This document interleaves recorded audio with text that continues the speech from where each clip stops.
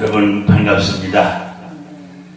시록이 새롭게 뻗어나는 5월 5월은 가정의 달이기도 하고요, 말로만 가정의 달이가 아니고 어머니 날도 끼어 있고요, 어버이날, 또 거기에 어린이날이라 해서 어린이 주일도 끼어 있습니다.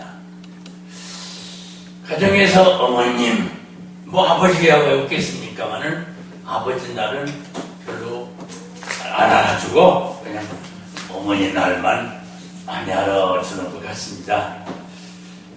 그러나 어머니 날, 아버지 날 그게 중요한 건 아니고요.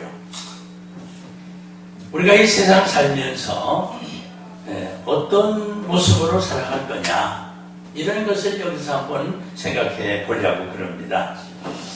읽은 본문의 기록을 보면 여기 한 아이가 있어 이렇게 말합니다. 한 아이가 있어. 이름이 없어요. 누구누구 집 아들이라든지 누구누구라든지 이름이 없어요. 없는 거야 뭐 없을 수도 있는 거지만 원래 이름이 없어서가 아니고 여기서 그때 이름을 밝히지 않아도 괜찮으니까 이름 안 밝혔겠죠. 그런데 이름도 안 밝혀진 이 아이가 한 일이 너무도 큰 일이었기 때문에 이름에 대해서 조금 제가 강조를 하는 거죠. 이름 없는 사람들은 없어요. 세계 만물 중에 이름 없는 만물이 없어요. 다 존재하는 만물 중에는 이름이 다 있습니다. 그리고 우리의 이름이 드러나는 경우가 얼마나 명예롭고 자랑스럽습니까? 그래서 우리 이름이 알려진다. 참 좋은 거예요. 어떤 경우는 좀 겸손해서 좀 쑥스러워서 숙기가 없어서 자기 이름을 드러내려고 하지 않는 이런 경우도 있어요. 어떤 경우는 교회에서 헌금을 하더라도 무명시 하면서 헌금을 하는 분도 계십니다. 옛날에 우리 고향에서 내가 교회 다닐 때 어머님이 교회를 열심히 잘 다니셨는데 어머님이 언제나 헌금을 잘 하셨어요. 헌금을 참 많이도 하셨고요. 그리고 어머니가 헌금하는 거요, 언제나 무명시 이렇게 이름을 밝히지 않고 헌금했던 게 지금 이 나이 먹어서도 또 기억이 납니다. 왜 그러셨을까? 여러 가지 의미가 있겠지만은 분명한 거는 이름을 밝히지 않는 데는 또한 그런 의미가 있어요. 어떤 사람은요, 자기 이름이 빠졌다고요, 자기 이름이 빠졌다고 막 화를 내면서 소란을 피고 소리를 지르는 이런 경우도 봤어요. 자기 이름이 왜 빠졌느냐? 그냥 조용히 아이고 여기 제 이름이 빠졌네요 이러질 않고, 아니 왜 내 이름 빠졌냐고 아주 그냥 핏대를 세우면서 자기 이름 빠졌다고 하는데 아주 열을 올리는 이런 경우를 제가 여러 군데서 몇 번 봤는데, 아마 책임자나 관리자의 어떤 실수도 있었겠죠. 어쨌든 그런 일이 있어요. 만약 입학시험이나 입사시험을 봤는데 합격자 명단에 자기 이름이 빠졌다. 어떻게 될까요? 저희들은 중학교, 고등학교, 대학교 다닐 때 다 입학시험을 봤습니다. 중학교 입학시험 볼 때도요, 중학교 담벼락에다가 이름까지 쓰질 않고 번호만 써붙인 적이 있었어요. 합격자 명단에 몇 번 이렇게 해가지고 내 번호를 이렇게 보러 갔을 때 뭐 사실 떨리지 않겠어요? 내 이름이 없다, 거기 내 번호가 빠졌다. 그러면 그거 우리끼리 말로 보통 사건입니까? 이만큼 우리의 이름이 중요한 거죠. 그런데 또 하나 중요한 것이 하나 있어요. 우리가 이 세상 떠나서 주님 앞에 섰을 때, 심판대 앞에 섰을 때, 거기에 바로 우리의 생명책이 놓여질 텐데 그 생명책에 내 이름이 빠졌나?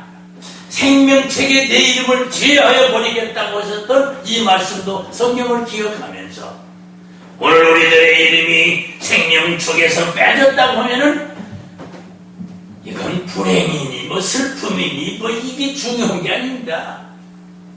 그때 우리는 어떤 사람이 됐겠느냐? 아니 결론적으로 간단하죠. 뭐 생명책에 내 이름 없으면 지옥 간 거지요. 뭘. 그동안 예수 믿는 거 헛거였지요. 뭐 신앙생활 하는 거 다 맞짱 도루묵이라는 얘기가 거기서 나오는 거죠. 분명한 건 오늘 여러분과 나는 주님 나라의 생명책에 기록된 당당한 하나님의 자녀임을 생각할 때에 오늘도 여러분 기쁨과 평강이 넘치시길 바랍니다. 우리의 이름이 하나님 나라의 생명책에 기록됐다라고는 그 한 가지만 가지고도 이 세상을 능히 이기고 남을 수 있는 승리의 삶을 살아갈 수가 있다 그 말입니다. 그런데 오늘 소개하려고 하는 주인공은 바로 어린아이였습니다. 어린아이. 몇 살이었는지는 모르지만 그냥 어린아이라고 그랬어요. 예수님께서 어느 날 전도하실 때 디베레아라고는 이런 근처에서 주님이 서 계셨다고 그럽니다. 그 디베레라고 하는 곳은 게네사렛이란 이름도 있고요. 갈릴리라고도 부릅니다. 바로 오늘 우리들은 갈릴리 바다 이렇게 하면은 아주 쉽고 이스라엘의 성지순례 갔을 때 갈릴리 바다를 넘실거리는 그 호수를 호수인지 바다인지 어떤 건 레이크라고도 하고 어떤 건 시라고도 그럽니다. 분명한 건 뭐 큰 호수라고 보는 게 더 좋을 것 같긴 한데 그냥 갈릴리 바다 이렇게 표현을 쉽게 합니다. 거기 가서 베드로가 잡은 고기나 해가지고 베드로 고기를 먹어본 적이 있는데 먹으면서도 기분이 좋잖아요. 그 베드로가 잡았다. 그 베드로 고기다. 이렇게 했던 게 지금도 기억이 나는데 어쨌든 주님이 이 갈릴리 바다 근처에 잔디가 많은 언덕이었다고 성경은 말하는데 거기에 예수님이 전도할 때 사람들이 많이 왔다고 그래요. 오늘 성경의 기록을 보면 5,000명이 왔다고 그래요. 5,000명이면 그때나 이때나 이게 보통 숫자입니까? 저도 성지순례로 갈릴리 몇 번을 가봤지만은 그 5,000명 모일 만한 이런 넓은 광장 상상하기 어려워요. 그런데 일단 예수님께서 그때 당시에 5,000명이 모였었다 이렇게 말합니다. 그리고 이 기록은요 사복음서에 다 나와 있어요. 어떤 건 마태, 마가, 누가의 공간복음서만 나와 있는 기록도 있고요. 어떤 사건은요 오늘 이 사건처럼 사복음서에 다 나와 있는 이런 경우들도 있는데 오늘 오병이의 기적은 바로 사복음서에 다 나와 있는 이런 내용입니다. 그리고 이 5,000명이라는 숫자 가운데는 바로 장정만 5,000명인 거죠. 아이들 들어가 있지 않고 여자들 들어가 있지 않고 노약자가 들어가 있지 않다는 겁니다. 요즘 같으면 큰일 나죠. 여자들도 숫자가 안 들어갔다, 어른들 숫자가 안 들어갔다, 그러면 이게 난리 날 사건 아닙니까? 그래도 그때 당시는 어른들만 장정만 썼다는, 남자들만 썼다는 얘기예요. 이와 비슷한 사건이 뭐가 있느냐? 애굽에서 이스라엘 백성이 출애굽할 때 그때 60만 명이라고 그랬어요. 그때 60만 명이 누구냐? 바로 장정만이었다는 얘기예요. 그때 나온 숫자도 얼마겠어요? 아니 어머니도 있고 동생도 있고 아들도 있고 또 어른도 있고 한데 이게 장정만 60만 명이었으면 숫자에 기록되지 않은 사람 얼마나 더 많겠어요. 그래서 추산컨대 200에서 250만 명은 출애굽할 때 나왔을 것이다 이런 얘기를 합니다. 자, 너무 서론이 길은 것이 아니라 이 숫자도 중요하지만은 여기에 그 숫자에도 들어가지 아니하는 이름도 없는 어린아이의 한 가지 사건으로 말미암아 오늘 큰 일이 벌어졌기 때문에 오늘 이렇게 자세한 설명을 했습니다. 주님의 말씀을 듣고 집회가 끝났습니다. 이제는 끝났으니 집에 돌아가야 됩니다. 집에 돌아가야 끝나면 아무도 할 일이 없어요. 그런데 이들이 지금 밥 먹을 시간이 됐다는 거예요. 그 예수님이 지휘자들 때를 물었어. 야, 저희들 식사를 잡숫게 해드려라. 그랬을 때 제자들의 대답은 간단했습니다. 아마 껄껄 웃었다는 얘기는 없지만은 껄껄 웃었을 거예요. 아이고 참 선생님, 아이고 저 사람들 밥을 어떻게 먹입니까? 아니 이게 애들만 빼고도 5,000명이 되는데, 아니 다 합쳐서 일단 50,000명 되는데 5,000명 먹일 돈이 어디 있습니까? 게다가 하나 더 붙였어요. 선생님, 돈이 있다 치더라도 아니 이 사람들이 먹을 만한 떡이나 빵이 어디 있겠습니까? 이스라엘 예루살렘 등지 암만 돌아다녀도 이 사람들이 먹을 빵 같은 게 없습니다. 그런데 주님께서 하신 말씀은 너희들이 주어라. 아니 여러분 생각해 보세요. 제자들은 무슨 힘이 있다고 돈 200데나리온도 없지만은, 아니 빵 5,000원 먹을 만한 빵도 없지만 말이죠. 그 200데나리온 돈도요, 한 사람이 노동자 하루 품삯이 1데나리온이었다고 합니다. 그럼 200명이 하루 벌어온 돈이면은 보통 돈이 아니라는 걸 알 수 있잖아요. 이럴 만큼 큰 돈이었어요. 이런 돈도 없지만 물건도 없다는 거죠. 이건 팩트죠. 그런데 마침 안드레라고는 베드로의 동생이 예수님께 말했습니다. 선생님, 여기 어린아이 하나가 선생님 잡수라고 빵을 보리떡하고요, 그 반찬으로다가 조그만 물개기 2마리 구워 이게 견도를 가져왔는데 이걸 선생님 잡수시죠. 여기서부터 사건이 시작되는 겁니다. 자, 보리떡 5개, 반찬으로 2마리의 물고기가 있었다. 이 도시락을 지가 안 먹고 예수님 드리라고 그랬다. 이 아이가 이거 어떤 아이입니까 도대체? 아니 지가 먹기도 부족해. 그리고 저도 배가 고플 거야. 그런데 지가 안 먹고 이거를 선생님 드리라는 거예요. 그래서 이걸 안드레가 받아가지고 예수님이 갖다 드린 거예요. 그런데 여기서 일이 시작됐죠. 제자들은 걱정스러워서 선생님, 이 사람들을 빨리 흩어서 가서 먹고서 오라고 하시든지 빨리 흩어져 보내십시오. 이게 제자들의 얘기였습니다. 잘못 아니잖아요. 참모로서 예수님에게 제어를 하는 거 아닙니다. 선생님, 이 사람들 빨리 보내도록 해주십시오. 돈도 없지만 빵도 없지만 이 사람들은 배고프지 않습니까? 집에 가서 각자 먹고 오는 건 필요고 쉬운 일 아닙니까? 빨리 보내주십시오. 이렇게 제자들도 주님에게 진언을 했던 거죠. 자, 이름 없는 어린아이가 선생님이 강연하시는데 가서 잘 듣고 오너라. 그러시면서 이 도시락을 싸주신 보이지 않는 어머님의 손이 있다 이 말이에요. 제 아들 이름이 나와 있지는 않은데 그 이름을 왜 안 가르쳤는지 모르지만은 그 어머니가 아들에게 분명히 그랬어요. 야, 오늘 예수 선생님이 저기 갈릴리에서 복음을 전하신댄다, 설교를 한댄다, 연설을 하신댄다, 강연을 하신댄다. 그리 가서 좀 듣고 오너라. 이렇게 보낸 겁니다. 그리고 가서 배고플 테니까 이거 먹어라. 먹어서 어머니가 싸주신 도시락이었다 이 말이에요. 그런데 오늘 이 엄마가 싸주신 밥, 예수님 드리라고 한 밥이 아니었어요. 아마 그 아이가 은혜를 많이 받았던 모양입니다. 그 시간에. 그래서 감사해서 지가 안 먹고 예수님에게 드렸던 모양 같습니다. 아마 아이가 큰 감동을 받은 것 같습니다.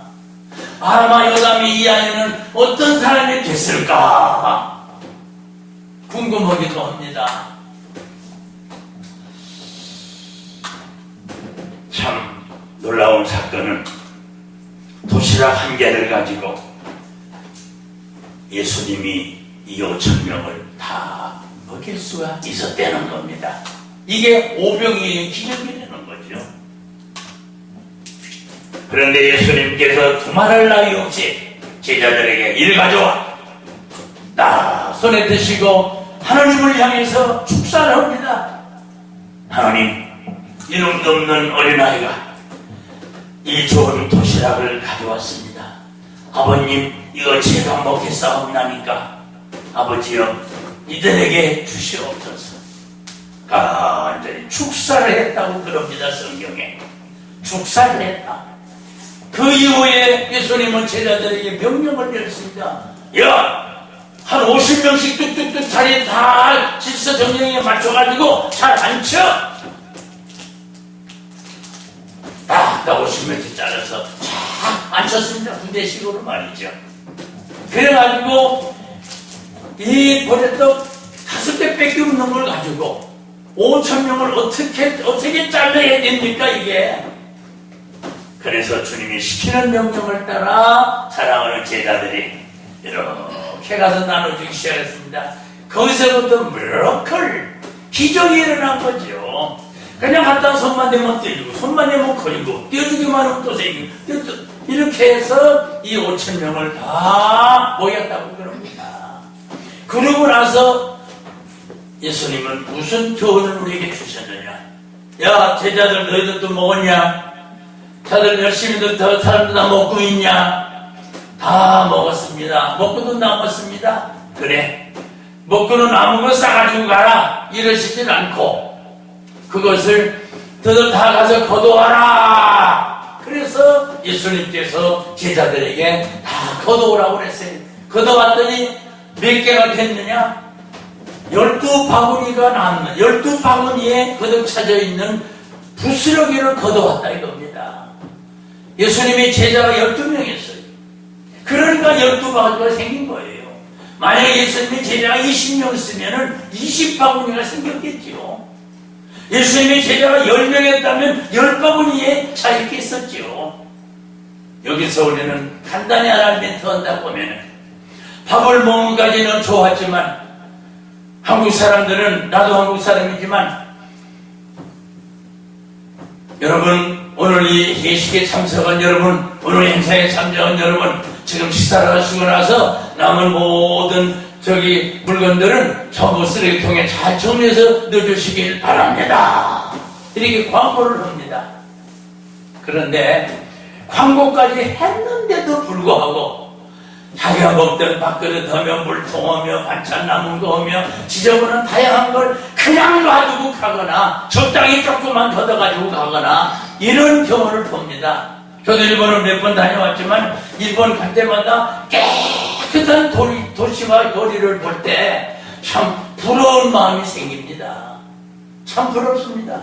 그게 바로 국민들의 수준과 문화 수준 아니겠어요? 우리들도 이 설교를 듣는 여러분부터 한 번 정도 우리 교회 바로 옆에 아는 친구 목사님이 어떤 구청장과 앉아 대화를 하다가 아이고 우리도 열심히 청소를 합니다. 그런데 청소기 제일 어려운 것 중에 하나가 담배꽁초인데 담배꽁초가 왜 이렇게 많은지 모르겠습니다. 이러는 거예요. 담배꽁초를 그냥 탁탁 버리니까 그걸 하나로 손으로 줍기가 큰 거 같은 거 종이떼기 같은 거 비닐 같은 거 넣기도 좋고 줍기도 좋은데 이 담배꽁초가 많은 게 있기 때문에 이걸 일일이 줍는 게 되게 힘들더라고 이렇게 얘기를 합니다. 여러분, 예수님께서 제자들을 통해서 우리에게 주시는 교훈 중에 하나가 뒷정리를 깨끗이 하라는 거예요. 뒷정리를 깨끗이 하라는 거예요. 사람이 뒤가 깨끗해야 된다 이 말이에요. 모든 일을 끝나고 뒷정리를 잘하는 사람들, 멋있는 사람이에요. 그런 사람들. 얼굴에 화장만 하고 다니고 입고 다니면 많이 다닌다고 해서 저 예쁜 사람 아니에요. 자기의 뒤끝을 깨끗이 할 줄 아는 이런 사람이 얼마나 멋있는 사람이겠느냐 이 말이에요.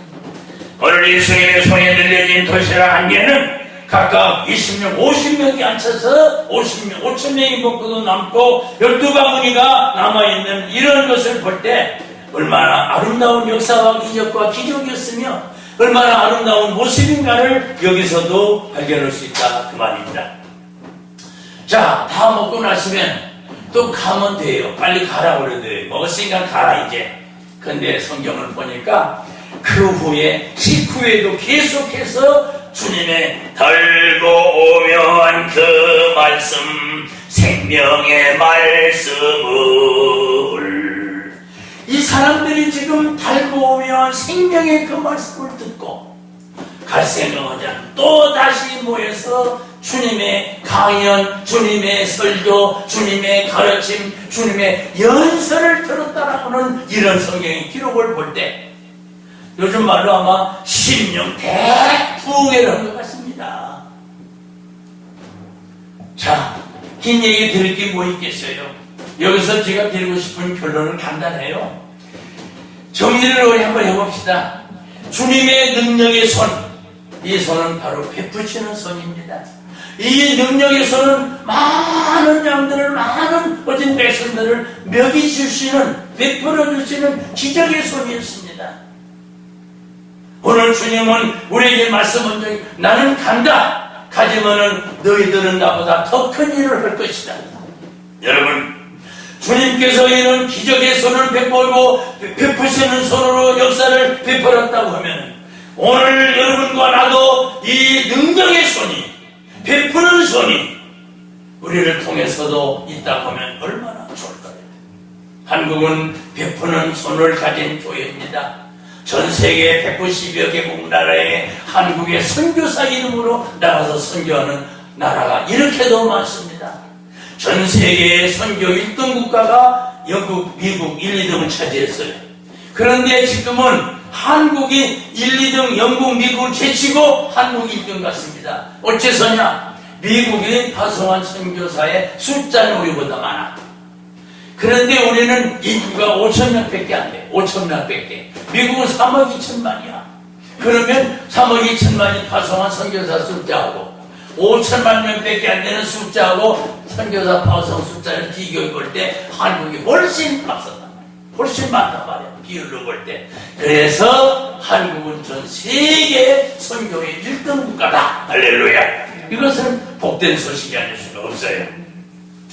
그래서 주님의 손은 대시기만 하면 눈이 떠지고, 대시기만 하면 중풍병자가 낫고, 대시기만 하면 귀신 들린 자도 낫고, 대시기만 하면 안진병자도 일어나고, 손 대기만 하면 열병 환자도 낫고, 이런 주님의 능력의 손, 도시락 한 개로 수천 명을 먹일 수 있는 기적을 베푸시는 손, 이 손이 바로 주님의 손이었다 그 말입니다. 지나가는 사람들은 예수님의 손만, 예수님의 그림자만, 예수님의 옷만 만져도 기적이 일어나는데 말이죠. 오늘 여러분과 나를 통해서 주님의 사역자로서 주님의 일하는 일꾼으로 하여금 주님이 하셨던 일을 우리도 할 수만 있다면 이보다 더 큰 일이 어디 있으며 이것이 제자된 우리들의 해야 될 일들이 아니겠는가. 두 번째로, 예수님의 제자들의 손은 어떤 손이냐? 주님을 향한 충성을 다하는 손이었어요. 그리고 주님에게 순종하는 손이었어요. 그리고 이들은 봉사하는 손이었어요. 그리고 이들은 일하는 손이었어요. 오늘 여러분과 내가 이 말씀을 듣고 이 말씀을 전해야 될 우리들이 바로 제자들의 사명을 감당하고 있는 우리들이 아니겠는가. 제자들이 그렇게 일했던 것처럼 우리도 오늘 주의 말씀에 순종하고 주의 사역에 순종하는, 순종이라는 건 하고 싶다고 하고 하기 싫다고 않는 게 순종이 아닙니다. 하기 싫어도 주님의 이름을 순종하는 거예요. 하고 싶어도 주의 일이 아니면 안 하는 거예요. 이게 바로 진정한 순종이다 그 말이에요. 이게 바로 충성이다 이 말이에요. 이게 바로 봉사고 말이죠. 그래서 예수님의 제자들의 손은 일하는 손이었다. 오늘 여러분들의 손도 예수님의 손처럼, 예수님의 제자들의 손처럼 우리들의 손이 움직이는 것마다 이 역사를 펼쳐가는 하나님의 능력자들이시기를 바라고, 현대를 사랑하는 우리들은 이 손은 어떤 손이었는가? 남을 해치는 손, 못된 손이지요. 이 손을 통해서 남을 해치는 손이 된다고 하면은 이 손은 잘라버려야 될 손이 아니겠습니까? 우리 모두 제자들의 복된 손들이 되시기를 바라면서, 세 번째로는 보이지 않는 손, 크게 일하는 손, 이름 없는 아이의 손, 이 아이의 어머님의 손입니다.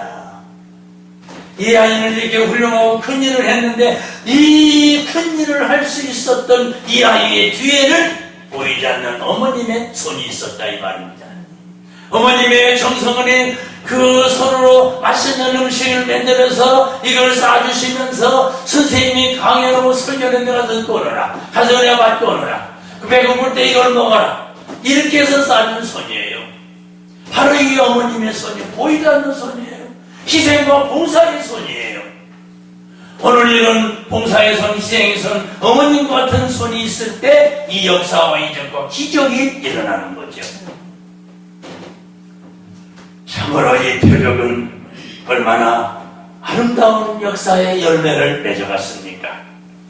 뒤에서 조용히 무슨 죄나 진 것처럼 입 다물고 가만히 얼굴도 안 비치고 이름도 안 비치고 채취도 비치지 아니하면서 이런 역사를 일으킬 수 있는 사역을 감당했던 어머님의 손을 생각할 때 저도 어머님 때문에 예수 믿었고 어머님 때문에 목사가 됐어요. 저는 정치를 하고 싶었던 사람이 있지만은 내가 신학교 입학하고서 어머니께 편지를 보냈어요. 어머님 전상서 제가 뜻한 바가 있고 생각한 바가 있어서 이번에 신학교에 입학을 했습니다. 그랬더니 그때 어머님이 이 편지를 받으시고서 무릎을 탁 치시면서 우리 형수님한테 한 소리예요. 아이고야 우리 하나님 7년 만에 기도의 응답이 오네 이렇게 되는 거예요. 나는 딴 일을 준비하고 계획하고 그런 일에 매진하기 위해서 많은 재료와 계획을 준비를 하고 있었어요. 그런데 어머니께서는 목사가 되기를 그렇게 기도했다고 그래요. 그래서 신학교 갔다고 편지를 받고 울면서 자루동을 들고 뒷산에 올라가셔서 기도를 또 하시더라고요. 지금도 그 어머니를 생각할 때 어찌 이 일을 소홀히 할 수가 있겠지. 어머님 계시진 않지만 어머님의 사랑을 어찌 잊을 수가 있으며 어머님의 기도를 어찌 잊을 수가 있겠어요. 내가 고등학교 다닐 때 고등학교 교감 선생님이 이름을 오씨였는데 그 교감 선생님이 어떤 특강 시간에 왔어가지고 오늘 또 너희 어머님은 너희들 위해서 기도하고 계신다. 고등학교 특강 어떤 선생님이 빠져가지고 그 교감들 대신 와서 한 시간 특강할 때 너희 어머니는 오늘 또 너희를 위해서 기도하고 계신다. 아마 굉장한 요즘 말로 그 교감 선생님이 굉장한 신앙자였던가 봐요. 너희 어머니는 너를 위해서 기도하고 계시다. 이게 지가 고등학교 졸업한 지 몇십 년 됐겠어요. 50몇 년도 학교 다녔는데 그게 지금까지 안 잊어버려요. 그 생각할 때 지금도 제 아들이 목사지만은 지금도 그 생각할 때 어찌 아들을 위해서 기도하지 않을 수가 있겠습니까? 말씀을 마치겠습니다. 함께 우리 사랑하는 주님의 종들 주의 성도들 여러분, 나이가 한마디는 이름 없는 이 어린 아이였다 이 말입니다. 어머님을 통해서 이러한 큰 일을 이룬 큰 손, 숨어있는 손, 그러나 이 어린 아이도 받쳐진 손, 들여진 손, 쓰임받은 손이었습니다. 오늘 여러분 내 손이 이런 손이 되시길 바랍니다. 예수님의 손처럼 우리도 능력과 이적과 기적을 행할 수 있는 능력의 종들의 손이 되시기를 바랍니다. 예수님이 제자들처럼 이렇게도 헌신하고 충성하고 봉사하고 순종했던 이 하나님의 쓰임받는 손, 일하는 손이 됐을 때 얼마나 훌륭하고 아름다운 손이겠습니까? 어머님의 손처럼 보이진 않지만 아들을 위해서 이렇게 정성을 모두어서 아름다운 자취를 만들어 쓰임받을 수 있도록 해주셨던 숨어있는 어머님의 손. 이제 이 아들이 어머님의 그 사랑을 받았던 대로 도시락을 지가 먹지 않냐고 선생님 바치고 선생님 잡수라고 드렸던 이 손을 통해서 이 기적이 일어난 것은 얼마나 복 있는 이러느냐 그 말입니다. 세상에 많은 사람들은 자기 이름을 내려고 별별 수단을 다 했지만은 오늘 갈라디아서 2장 6절은 유명하다는 이들 중에 어떤 이든지 내게는 상관이 없으며, 이야, 유명하다고도 떠들어야지만 내게는 상관이 없으며. 갈라디 2장 6절 얘기입니다. 그 다음 얘기가 중요합니다. 하나님은 사람을 예보로 보시지 않기 때문에 저 유명한 이들은 내게 더하여 준 것이 없다. 그 유력하다는 일 중 어떤 일은 내게 상관이 없다. 이런 성경 구절. 옛날 성경과 좀 새로 나온 번역이 조금 다릅니다만은 내게는 상관이 없다. 딱 나와 있습니다. 여러분과 나는 상관이 없는 사람들이 아니고, 유명하더라도 주님으로 해서 유명한 사람으로 주님의 쓰임받은 손을 가진 사람들이라고 하면 이보다 더 큰 복된 손이 어디 있겠습니까? 기도합시다.